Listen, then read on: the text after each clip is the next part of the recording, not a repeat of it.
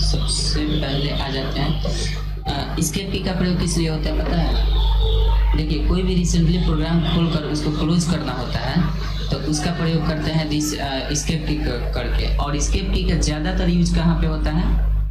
वो होता है आपका टैली में। अच्छा देखिए, इसको सर्च करके देखते हैं टैली है कि नहीं, पता चल जाएगा। टैली नहीं है, डालना पड़ेगा। खैर ठीक है, टैली नहीं है तो, लेकिन ज़्यादातर यूज होगा टैली में। आप टैली खोलिएगा ना, और सिस्टम में होगा टैली से अगर खोलिएगा तो वहाँ पे एस्केप की दबाकर ही बाहर निकल सकते हैं। बाकी माउस से भी कर सकते हैं। तो टैली में माउस का यूज ज़्यादातर नहीं होता है, केवल कीबोर्ड का है 4 गो, एरो की या नेविगेशन की या कर्सर कंट्रोल की इसको बोलते हैं ना। तो ये 4 और ये 5 गो की का बहुत ज़्यादा इस्तेमाल होता है। तो एस्केप की का प्रयोग अभी रिसेंटली में प्रोग्राम को क्लोज करने के लिए, जैसे मान लीजिए टाइपिंग मास्टर हम खोल दिए हैं और इसको अगर बंद करना है तो रिसेंटली में इसी को खोले हैं, तो इसको अगर क्लोज करना है तो हम एस्केप की दबाते हैं। देखिए क्लोज हो गया ना। जैसे मोबाइल का अंडो मतलब होता है लेफ्ट साइड वाला, कंट्रोल जेड करने का, बैक पीछे जाने के लिए, उसी प्रकार से ये एस्केप भी काम करता है। तो टैली में ज़्यादातर समझ में। अब ध्यान रखिएगा कि एस्केप की सभी सॉफ्टवेयर को एक्सेस नहीं दे पाता है। जैसे अभी टाइपिंग मास्टर खोले थे तो इसको दे दिया है, पीछे बैक कर दिया ना, लेकिन हम जैसे वर्ड पैड खोलते हैं, जो भी सामने दिख रहा है उसको खोल कर देखते हैं, इसको कर देते हैं एस्केप की दबाते हैं, तो देखिए कोई असर नहीं हो रहा है। ये सबको एक्सेस नहीं देता है। लेकिन अभी आपको लग रहा है कि केवल किसी किसी को दे रहा है, लेकिन ज़्यादातर इसका यूज आपका टैली में होगा। आप लोग जाकर देखिएगा टैली में इसके बिना काम में नहीं चलेगा, एस्केप के बिना काम में नहीं चलेगा। तो टैली में बहुत ज़्यादा इस्तेमाल होता है, तो सबका यूज अलग अलग होता है। अब फंक्शन की यहाँ पे 1 से 12 तक को फंक्शन की कहा जाता है, ये तो पता है। F1 से लेकर F12 तक की को क्या कहा जाता है? फंक्शन की। अब सबका अपना अपना यूज होता है, अलग अलग सॉफ्टवेयर में अलग अलग यूज होता है। और जरूरी नहीं है कि जो बता रहे हैं वही केवल यूज होगा, इसके अतिरिक्त भी यूज हो सकता है। समझ में आ रहा है ना? आइए, तो F1 हम दबाते हैं। जैसे अभी हम क्या खोले हैं? अभी हम खोले हैं वर्ड पैड। अगर हम इसमें F1 दबाते हैं तो देखिएगा कुछ तो खुला है जो कि ऑनलाइन इसमें मांग रहा है, कह रहा है कि it looks like you are not connected to the internet. मतलब ऑनलाइन हेल्प लेने के लिए आप किसी भी सॉफ्टवेयर में ऑनलाइन हेल्प लेने के लिए F1 दबा सकते हैं। और F1 दबाने का सिंबल क्या है? अगर यहाँ पे F1 नहीं दबाना होता है तो जैसे यहाँ पे कर्नर पर वर्ड का चिन्ह दिया है, यहाँ पे दिख रहा है ना, यहाँ पे लिखा है ना F1, इसका शॉर्टकट की दिया है F1, यानी वर्ड पैड से हेल्प लेने के लिए आप F1 का यूज़ कर सकते हैं। और ये इसमें हम लिखवाएं आपको, ऑनलाइन भी काम करता है ऑफलाइन भी। लेकिन यहाँ पे जैसे क्लिक किए F1 तो ये ऑनलाइन ही कह रहा है कि आप कनेक्टेड नहीं है, इसलिए हम कोई हेल्प नहीं कर सकते। अगर कनेक्टेड होते तो यहाँ पे हम ब्राउजर आता है और वहाँ पे सर्च कर सकते थे, वर्ड पैड से संबंधित जो कुछ भी सर्च करना होता सर्च कर देते और वो हमारा आ जाता है। फिलहाल इसको करते हैं। अब थोड़ा देर के लिए हम आते हैं इसमें वर्ड नोट पैड खोलते हैं। यहाँ पे नोट पैड है ना, इस पर डबल क्लिक करके ओपन कर लेते हैं और इसको बड़ा कर लेते हैं। यहाँ पे हम F1 दबाते हैं, कीबोर्ड से F1 दबाए हैं, तो F1 दबा रहे हैं। तो ये भी कह रहा है कि ऑनलाइन नहीं है। ये हम लोग जो ऑपरेटिंग सिस्टम चला रहे हैं ना, ये कौन सा ऑपरेटिंग सिस्टम है? इस लोगो को देखकर पहचान जाइएगा ये ऑपरेटिंग सिस्टम कौन सा है। विंडोज 10 7 रंगीन होता है, 10 वाला टेढ़ा होता है खिड़की, और 11 वाला देखिएगा तो सीधा होता है। ये ऐसे ही उजला ही रहता है और वो सीधा होता है, लेकिन इसमें तिरछा दिख रहा है ना थोड़ा सा, तो इसका मतलब ये क्या है? विंडोज 10 है। अगर ऐसे नहीं पता चल पा रहा है तो इसको सिंपल काट दीजिए और यहाँ पे 7 में जाकर F1 दबाइएगा नोट पैड में ना, तो ऑफलाइन हेल्प भी देता है। ऑफलाइन मतलब उसमें बताएगा कि व्हाट इज नोट पैड का डिफिनेशन भी देगा। तो बाकी सब विंडोज 7 है, आई केवल 10 है, तो उसमें जाकर देखिएगा तो उसमें बताएगा ऑफलाइन, लेकिन इसमें नहीं बता रहा है। तो ये ऑपरेटिंग सिस्टम पर भी डिपेंड करता है कि किसका कहाँ काम होगा। अब यहाँ पे हम आते हैं, तो F1 समझ गए ना, F2 बताएं? और कुछ बताने वाले थे हम, कुछ याद आया था। F1 चलिए, और 7 में करके देखिएगा, वैसे ऑफलाइन मिल जाएगा। कोई और मतलब ऑपरेटिंग सिस्टम रहेगा तो उसमें अलग अलग आप सबका अपना अपना फंक्शन होता है। तो 7 में अभी जाकर देखिएगा तो उसमें आपको देगा। 10 में नहीं बता रहा था, ऑनलाइन होते तो वो बताता है। जैसे हम गूगल पर सर्च करते हैं ना, कुछ भी जो भी प्रश्न मन में आता है सर्च करते हैं आ जाता है। उसी प्रकार से आप जिस सॉफ्टवेयर में रहेंगे उस सॉफ्टवेयर से रिलेटेड जो भी क्वेश्चन करिएगा वो आ जाएगा। अब सिंपल हम जाते हैं F2 का प्रयोग होता है। F1 समझ गए ना, किसी भी सॉफ्टवेयर में हेल्प लेने के लिए F1 का प्रयोग किया जाता है, समझ गए। इसके प्रयोग कब किया जाता है? किसी भी रिसेंटली प्रोग्राम को बंद करने के लिए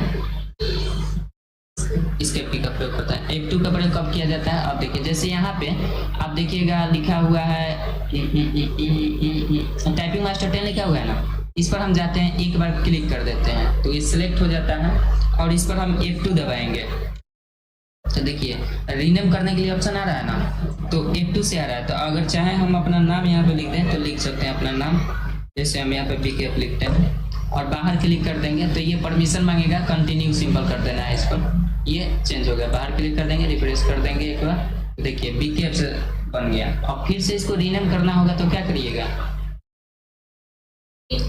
एक बार क्लिक करके सिलेक्ट कर लेना होगा और इस पर जगह जाकर कीबोर्ड से F2 प्रेस करना होगा तो ये आ जाएगा। फिर से अपना जो भी नाम लिखना है, जैसे टाइपिंग मास्टर 10 ही था वही लिखते हैं।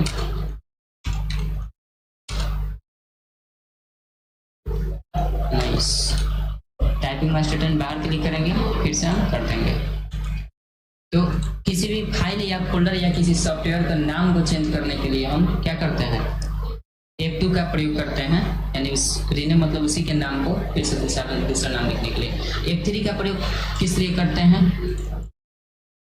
F3 का प्रयोग करते हैं आपका लाइब्रेरी से कुछ खोजने के लिए, क्विकली लाइब्रेरी से खोजने।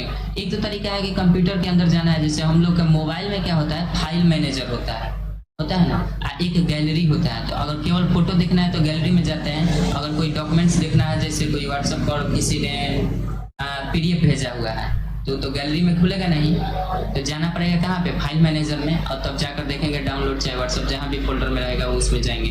तो इसी प्रकार से क्विकली अगर लाइब्रेरी से कुछ खोजना है, जैसे पिक्चर खोजना है, तो हम जाते हैं F3, ऐसे ही नॉर्मली दबाते हैं। F3 काम किया? नहीं किया, अभी भी नहीं किया। एक बार रिफ्रेश कर देते हैं, अगर इसमें काम करे तो ठीक है, नहीं करे तो कोई बात नहीं है। विंडोज 7 में 100% करता है, जाकर देखिएगा। F3 काम नहीं किया। F3 का और भी काम है, अगर ऐसे नहीं लाइब्रेरी से खोज पा रहे हैं तो एक तो तरीका बता दें कि 7 में जाकर खोजिएगा तो लाइब्रेरी से खुल जाएगा, 10 में नहीं हो रहा है। तो एक चीज, इसका प्रयोग जानने के लिए हम एक और भी प्रयोग जान सकते हैं। जाएंगे हम सिंपल के यहाँ पे नोटपैड में, और नोटपैड में जाकर यहाँ पे Ctrl F दबाएंगे या फिर इसी पर जाएंगे। इस नोटपैड पढ़ा दिया है ना आपको, तो F3 का प्रयोग क्या होता है बताइए आप, F3 का प्रयोग बताइए क्या होता है। नोटपैड आपको भी पढ़ा है ना, नोटपैड से खत्म कर दिया तभी तो पैड पढ़ा रहा था। तो F3 का प्रयोग बताइए, आ गया ना F3? नहीं समझ में आ, जाइए यहाँ पे कहीं F3 लिखा है? नहीं लिखा है, यहाँ पे जाकर देखते हैं है कहीं, क्या बोल रहा है, फाइंड नेक्स्ट करने के लिए। तो ये कब काम करना शुरू करेगा, जब हम एक बार Ctrl F करके कुछ कर देंगे। तो जैसे मान लीजिए हम कुछ भी लिख देते हैं और इसमें से हम कुछ फाइंड करना चाहते हैं, जैसे W फाइंड करना चाहते हैं, तो क्या करना होगा, कंट्रोल के साथ F दबाएंगे पहले, और इसमें F फाइंड करना है तो हम F लिख देते हैं, चाहे W फाइंड करना है तो W लिख देते हैं, और इसको सिंपल हम एक बार देख लेते हैं कि काम कर रहा है कि नहीं। तो चूंकि हम कर्सर लास्ट में रखे हुए हैं, यहाँ पे जाएंगे और कर्सर को शुरू में एकदम रख देंगे और यहाँ पे फाइंड नेक्स्ट करना शुरू करेंगे। अभी भी नहीं हो रहा है तो यहाँ पे डाउन कर रहा है, यहाँ पे हम जाएंगे और यहाँ पे फाइंड नेक्स्ट करना शुरू करेंगे। तो पहला खोज दिया। तो एक तो तरीका है कि आप फाइंड नेक्स्ट पर क्लिक करिएगा तो खोजेगा, उसके बाद इसको हम सिंपल काट देंगे। अब आगे जो होगा वो F3 केवल हम दबाएंगे। तो देखिए F3 का प्रयोग हुआ ना, किसी भी रूप में हुआ। अब जरूरी नहीं है कि F3 का प्रयोग केवल नोटपैड में होता है, जरूरी नहीं है कि लाइब्रेरी से कुछ क्विकली खोजने के लिए ही F3 का प्रयोग होता है। वर्ड में अलग इसका काम है, एक्सेल में अलग काम है, टैली में जाइएगा तो टैली में अलग काम है। एक एक फंक्शन की का सॉफ्टवेयर जैसे चेंज होता है तो काम बदल जाता है। जैसे यहाँ पे ये समझ गए। अब जाकर विंडोज 7 में जाकर करिएगा F3 का प्रयोग, डायरेक्ट ऐसे ही जाइएगा और F3 दबाइएगा तो कुछ अलग परफॉर्मेंस दिखाएगा। तो अलग अलग सॉफ्टवेयर में अलग अलग यूज होता है, ठीक है। तो अभी F3 समझ में आएगा क्या होता है। एक हम केवल एक एक एग्जांपल दे रहे हैं, इसका काम क्या है, ठीक है। ओके कर देते हैं, आगे बताइए। F3 समझ में आ गया ना।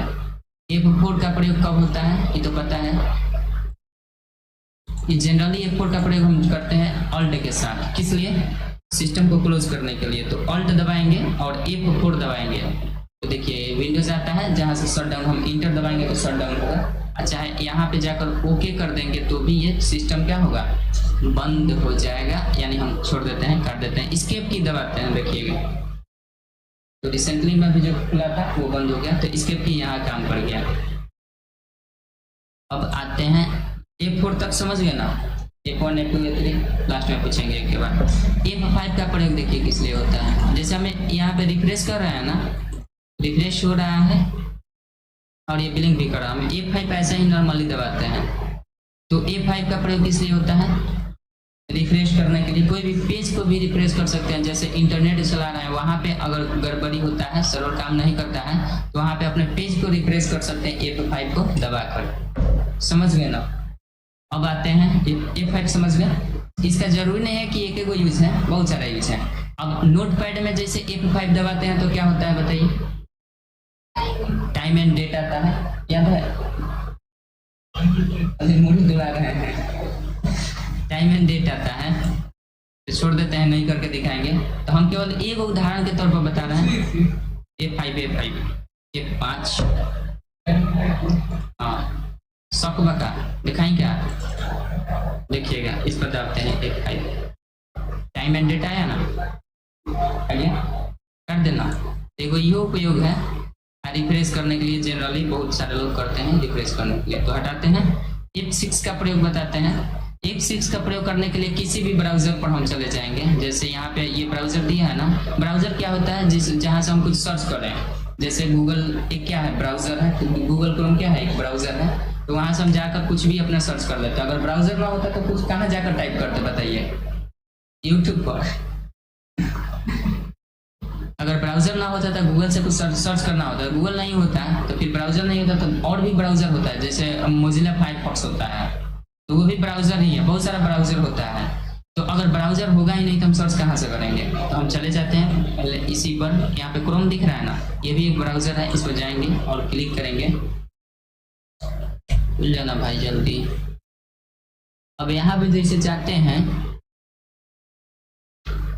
तो यहाँ पे हम कुछ लिख देते हैं, जैसे, या फिर हम सबसे बढ़िया तरीका है, इसको हटा दिए, इसको कर देते हैं। जो बाय डिफॉल्ट इसमें का इंटरनेट एक्सप्लोरर होता है ना, उसको हम सर्च करते हैं, आई से सर्च करते हैं, इंटरनेट एक्सप्लोरर यहाँ पे दे रहा है ना, इंटरनेट एक्सप्लोरर। ये देखिए ये भी ब्राउजर है, ये भी ब्राउजर है, क्रोम भी ब्राउजर है।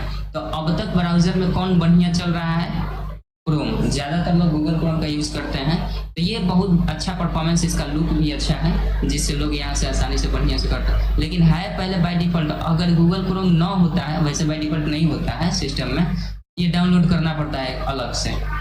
तो किसके हेल्प से करते हैं, या तो माइक्रोसॉफ्ट एज के हेल्प से, या इंटरनेट एक्सप्लोरर के मदद से पहले सर्च करके उसको किसी भी तरह से डाउनलोड कर लेते हैं, उसके बाद इसको भूल जाते हैं। मतलब ये आधार तो यही है, अगर ये नहीं रहता है तो भी नेट तो चलता है, लेकिन इसके थ्रू चलता है, ये उतना परफॉर्मेंस अच्छा नहीं देता है। इस पर जाकर हम क्लिक करते हैं और ये खुलेगा, और जैसे ही खुलेगा तो यहाँ पे देखिएगा कुछ दिख रहा है, go.microsoft.com, ये इसी को बोला जाता है URL, यूनिफॉर्म रिसोर्स लोकेटर, इसका फुल फॉर्म होता है। तो यहाँ पे पहुँचाने के लिए हम F6 का प्रयोग करते हैं। देखिएगा एक बार दाबे, वहाँ पे गया, फिर एक बार क्लिक किया, इसको सेलेक्ट कर दिया। अब यहाँ पे हम कुछ भी एडिट कर सकते हैं और सर्च कर सकते हैं क्विकली। जैसे मान लीजिए यहाँ पे YouTube सर्च करना है, YouTube करेंगे, इंटर करेंगे और ये सर्च करना शुरू करेगा, समझ गए ना। तो इंटरनेट होता तो ये पहुँचा देता आपको जहाँ जो भी सर्च करते हैं। तो अब फिर से अगर F6 का हम प्रयोग करते हैं तो फिर कहाँ पहुँचाएगा हमको, उसी सर्च बार में पहुँचाएगा और ये पूरा सिलेक्ट कर लेगा। और एक जैसे मान लीजिए यहाँ पे हम जाते, अगर माउस से भी जाते तो यहाँ से तो सिलेक्ट हो ही जाता है। अगर ऐसे सिलेक्ट हो जाता तो क्या करते हैं, ऐसे एक एक करके मिटाना पड़ता है, ऐसे मिटाना पड़ता ना, तो दिक्कत होता। सबसे बढ़िया F6 दबा दीजिए, पूरा का पूरा सिलेक्ट हो जाएगा और डायरेक्ट लिखना शुरू करिए अपना, तो ऐसे मतलब समय को भी बचाएगा। तो डायरेक्टली जंप टू URL, मतलब डायरेक्ट URL पर जाने के लिए F6 का प्रयोग करते हैं। अब F6 का प्रयोग इतना ही नहीं है, और भी अलग अलग सॉफ्टवेयर में इसका अलग अलग इस्तेमाल धीरे धीरे मिल जाएगा आप लोग को, ठीक है, तो क्लियर हो जाएगा। अभी बेसिक में एक एक बता रहे थे, इसको हम काट देते हैं और आइए F6 कंफर्म होगा। जैसे वर्ड का नाम सुने हैं, MS वर्ड, हाँ कंप्यूटर में MS वर्ड का नाम सुने हैं ना? नहीं सुने हैं तो जबरदस्ती सुनना पड़ेगा। यहाँ पे आइए, वर्ड 2013 पर क्लिक करते हैं और इसको ओपन कर लेते हैं। ये तो नॉर्मल है, कंप्यूटर जो पढ़ रहा है वर्ड नहीं जानेगा तो क्या जानेगा। यहाँ पे जाएंगे, अगर जैसे मान लीजिए आपका नाम लिखते हैं, जैसे आपका नाम क्या है, LUCKY, लक्की लिख देते हैं और बाहर क्लिक करते हैं, चाहे स्पेस दे देते हैं और लक्की में थोड़ा सा हम एरर कर देते हैं। लक मतलब ऐसे कर देते हैं, कुछ तो गलती करो। देखिए अभी कुछ भी नहीं कर रहा है, ना तो गलत बता रहा है ना तो सही बताता है। कभी कभी देखिएगा, लिखिएगा तो यहाँ पे क्या होता है कि गलत बताता है, यहाँ पे रेड आ जाता है, लाइन आता है ना। तो यहाँ पे जब रेड लाइन आ जाएगा, जैसे हम यू ऐसे लिख देते हैं, स्पेस देते हैं, अभी कुछ भी नहीं बता रहा है, कोई बात नहीं है। हम जाएंगे यहाँ पे और F7 दबाएंगे। F7 दबाएंगे तो ये कह रहा है कि spelling grammar checked complete, you are good to go. मतलब यहाँ पे एरर इसके अनुसार नहीं है, लेकिन दूसरे सिस्टम में जाइएगा तो एरर बताएगा। यहाँ पे रेड भी हो जाएगा, तो रेड हो जाएगा तो वहाँ पे एरर बताएगा और कुछ दूसरे टाइप से बॉक्स आएगा। कैसे आएगा? ऐसे आएगा। यहाँ पे हम जाते हैं रिव्यू टैब में, यहाँ पे स्पेलिंग एंड ग्रामर लिखा है ना, यहाँ पे देखिए F7 लिखा है, स्पेलिंग एंड ग्रामर, यानी स्पेलिंग और ग्रामर को चेक करने के लिए हम वर्ड में F7 दबाते हैं। तो इसका एक प्रयोग यहाँ भी समझ में आ गया। टैली में पढ़िएगा तो बहुत सारा, टैली में खाली फंक्शन की क्या प्रयोग है, खाली फंक्शन की। तो ये समझ गया ना कि अगर किसी भी वर्ड के एरर को चेक करना है तो उसको हम कहाँ जाते हैं, F7 दबाते हैं, किसमें, MS वर्ड में।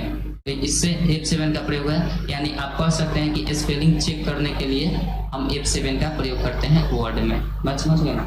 इसको हटा दिया जाए, आगे बढ़ते हैं। F7, F8 का प्रयोग कहाँ पे होता है? जैसे एक्सेल का नाम सुने हैं, एक्सेल का नहीं सुने तो जबरदस्ती सुनिए। और यहाँ पे जाएंगे, एक्सेल यहाँ पे है, दिख रहा है ना, डबल क्लिक करके ओपन कर लेंगे और ओपन करेंगे तो यहाँ पे पहला ब्लैंक खुलता है, इसको खोलकर इसको बड़ा कर लेते हैं। यहाँ पे जाएंगे और देखिए कुछ इसमें शीट दिया है, इसको हम स्प्रेडशीट बोलते हैं। खैर वो आगे की बात है। नॉर्मली हम क्या करते हैं, यहाँ पे कहीं भी कर्सर को रखते हैं, ये बॉक्स को सिलेक्ट किए हुए हैं और यहाँ पे हम ये वाला दबाते हैं। तो देखिए कैसा दब रहा है, मतलब ये सेल चेंज कर रहा है, बॉक्स घूम रहा है, केवल बॉक्स मूव कर रहा है ना। अब हम सिंपल F8 दबा देंगे। तो F8 दबाए हैं तो देखिएगा कुछ हुआ है, यहाँ पे क्या लिखा है, एक्सटेंड सिलेक्शन, सेल एक्सटेंड हो गया, मतलब सिलेक्शन को अब बढ़ाएगा। तो इसके पहले जस्ट हम क्लिक कर रहे थे तो सेल चेंज हो रहा था ना, अब देखिएगा क्या करेगा, अब सेल को एक्सटेंड कर रहा है, मतलब बढ़ा रहा है, सिलेक्शन को बढ़ा रहा है। बात समझ गए ना, सिलेक्शन बढ़ रहा है। अब इसको फिर से हम चाहते हैं कि एक सेल, जैसे इसके पहले क्या था, एक डिब्बा था, मतलब एक सेल सिलेक्ट कर रहा था, अब ये ज्यादा कर रहा है तो हम फिर F8 दबा देंगे। तो यहाँ से देखिएगा एक्सटेंड सिलेक्शन ये जो दिया है ना, ये वाला अब हट जाएगा, F8 दबाएंगे तो हट गया। अब ये कैसा बिहेव करेगा, सेल को, एक एक सेल को चेंज करेगा, अब सिलेक्ट नहीं करेगा। देखिए अब सेल सिलेक्शन, तो इसका प्रयोग किस लिए होता है, एक्सेल में सेल को एक्सटेंड करने के लिए, मतलब सेल का सिलेक्शन बढ़ाने के लिए। बात समझ गए ना, F8 का। और F9 का प्रयोग इसी में होता है, और भी होता है F9 का प्रयोग, वर्ड में कुछ अलग प्रयोग होता है, इसमें कुछ अलग प्रयोग होता है। तो यहाँ पे एक्सेल खोले तो एक्सेल में बता देते हैं, कोई दिक्कत, थोड़ा सा जबरदस्ती ऑप्शन इधर उधर समझना पड़ेगा।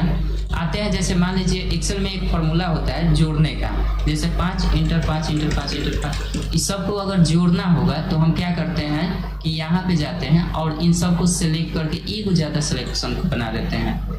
सिलेक्ट कैसे करना है, इसमें जाएंगे, एक बार क्लिक कर देंगे और मोटा प्लस दिख रहा है ना, उसी पर लेफ्ट दबाकर और नीचे पर एक खींचेंगे और एक सिलेक्शन ज्यादा करेंगे जबरदस्ती, अब छोड़ देंगे, ऐसे सिलेक्शन बनेगा। तो यहाँ पे होम टैब दिख रहा है, ठीक है, यहाँ पे एक ऑटो सम का ऑप्शन दिया है ना, इस पर क्लिक कर देंगे। तो देखिए क्या किया है, सम कर दिया, मतलब उस सबको जोड़ दिया, तो जोड़ने वाला झंझट खत्म।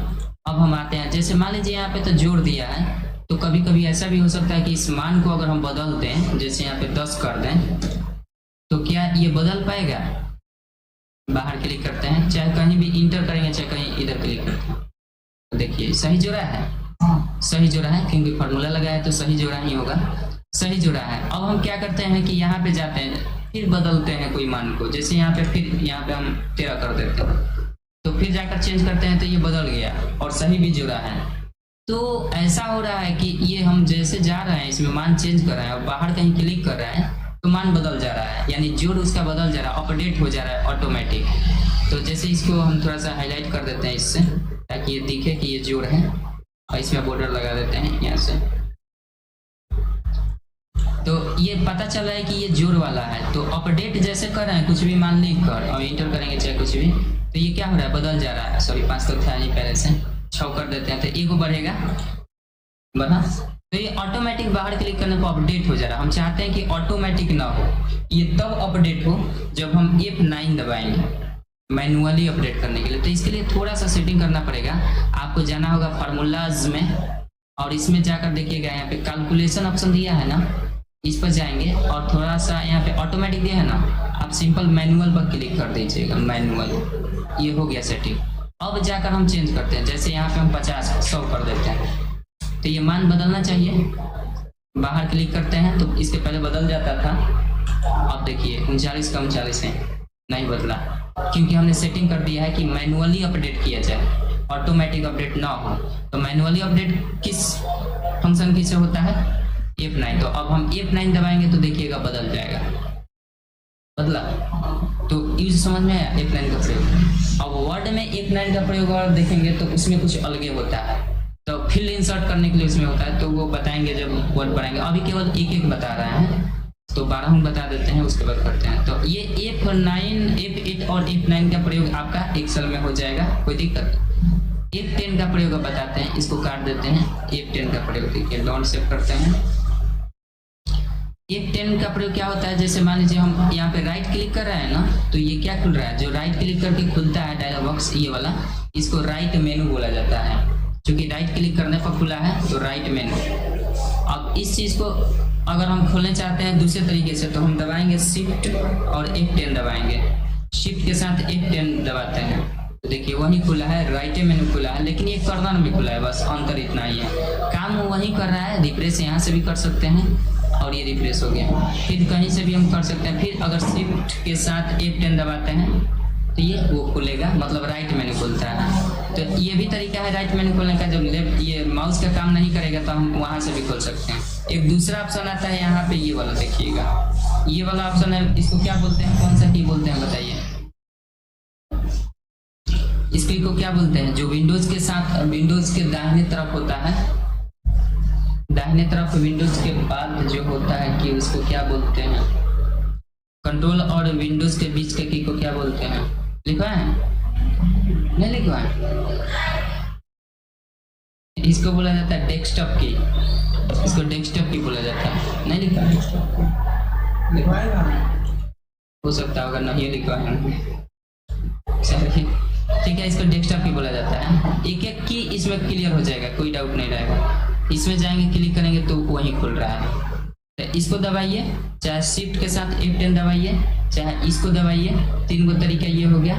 तो अगर ये राइट मेनू खुलेगा तो रिफ्रेश तो कर ही सकते हैं, तो ऐसे ही दिख रहा है रिफ्रेश करने का 3 गो तरीका, और एगो F5 से रिफ्रेश होता है, ये 4 गो तरीका हो जाएगा कि नहीं, तो करके देखिएगा, ठीक है। तो शिफ्ट F10 से क्या खुलता है, राइट मेनू। अब जैसे मान लीजिए हम यहाँ पे विंडोज एक्सप्लोरर एक बार खोले थे, नेट पर F6 का प्रयोग जब कर रहे थे, याद है, तो फिर से विंडोज एक्सप्लोरर हम खोलना चाहते हैं, यहाँ पे जाएंगे तो देखिए इंटरनेट एक्सप्लोरर यहाँ पे, सॉरी विंडोज एक्सप्लोरर नहीं, उसका मतलब हो गया हाई वाला, हाई विंडोज एक्सप्लोरर है, हाई इंटरनेट एक्सप्लोरर है, गलती बोल दी है। इस पर क्लिक करेंगे, ये खुल जाएगा। तो देखिएगा कभी कभी विंडोज खुलता है ना तो हाफ स्क्रीन में आता है, अभी फुल स्क्रीन में है, तो इसी को हाफ स्क्रीन और फुल स्क्रीन करने के लिए हम F11 का प्रयोग करते हैं। देखिए फुल स्क्रीन हो गया है, ये हुआ हाफ स्क्रीन, लेकिन इसको अभी पता नहीं चला, इसको पकड़ के ऐसे छोटा कर देते हैं। अभी पता चल रहा है ना कि छोटा स्क्रीन में हुआ है।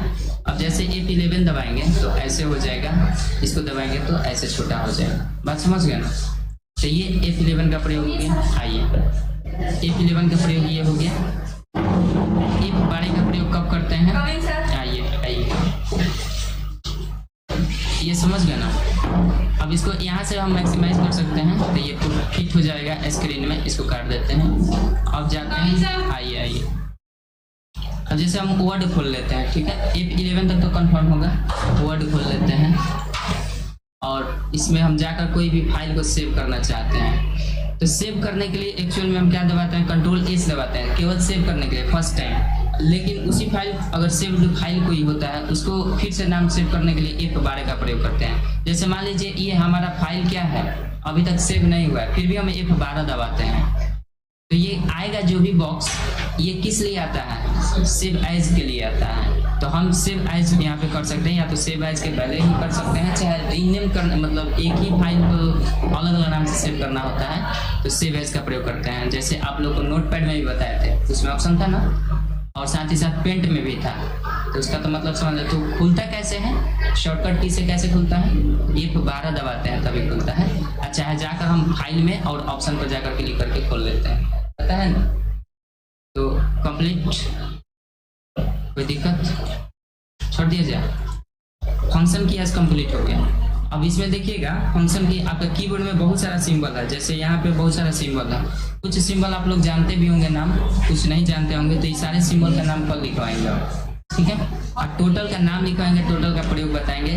टोटल टाइप कैसे होगा, जैसे इसमें देखिएगा 3 गो सिंबल दिया होगा, यहाँ पे 3 गो सिंबल दिया है ना, ये 2 गो सिंबल तो ऐसे नॉर्मली काम करता है। कैसे करता है, जैसे मान लीजिए हम ये नोटपैड खोल लेते हैं और यहाँ पे जाकर इसको करते हैं, तो जैसे हम यहाँ पे कुछ भी लिखते हैं, देखिए ऐसे नॉर्मली लिखे हैं, तो ये कौन सा कर रहा है, ये छोटा वाला, ये दिख रहा है ना, ऐसे कर रहा है। थोड़ा सा फॉन्ट बड़ा कर लेते तो दिखता, कोई बात नहीं। यहाँ पे अगर हम शिफ्ट के साथ इसी को दबाते हैं तो देखिएगा इसका कोई दूसरा नाम है, बताएंगे इसका नाम क्या है।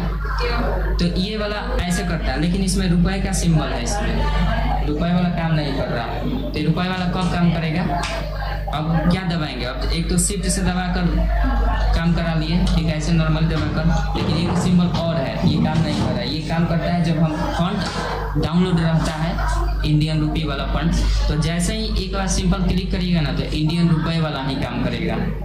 तो ये डाउनलोड करके किसी सिस्टम में डाउनलोड किया है, उस कॉर्नर वाले सिस्टम में डाउनलोड होगा, तो उस पर जाकर ऐसे ही फॉन्ट को सिलेक्ट करके ऐसे ही दबाइएगा तो रुपये का साइन आएगा। अगर नहीं होगा तो हम बताएंगे, ठीक, कंफर्म। चलिए, तो इसको आप लोग टाइपिंग किया है ना, घर चला जाए।